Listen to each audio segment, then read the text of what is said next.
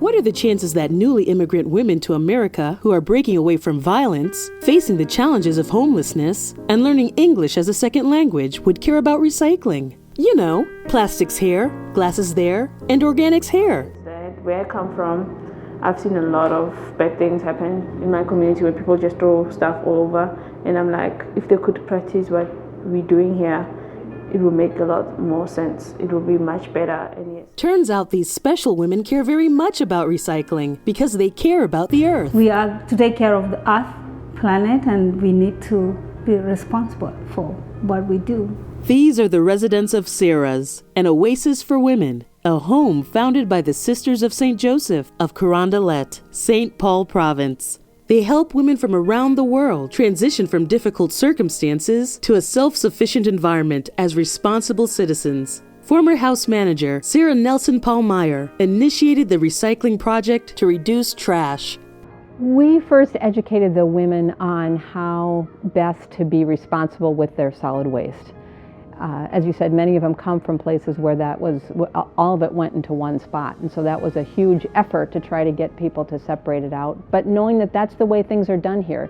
Here in St. Paul, there's been a large effort to try to get people to separate their solid waste. And so as the women move on, they will need to know how to do this. So we decided to try to work with them while they're here.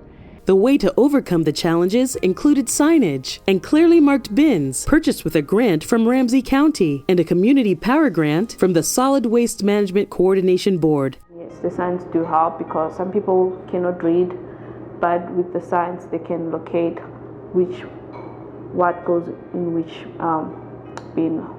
It included training about how to separate recyclable material, with residents teaching their housemates. When I was here and Sarah was teaching us every day, I came to understand the reason why it is so important to do recycling. And now I tell you I'm #1 in recycling. And included lots of communication among residents, especially new ones, to make recycling a habit. When we have no resident and we see her throwing things very disorganized, we tell her, no, not in that container, put here, please, put here, please. So we remind each other every day. Sarah's residents spent a year separating out compostables from other solid waste throughout the residents' rooms, bathrooms, and the kitchen with noticeable results.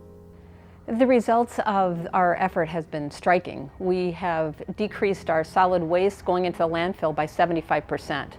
So now only 25% of what we send out, it goes to the landfill, and the rest, it gets composted, made into new soil that can be used for gardens, farms, and anyone who grows.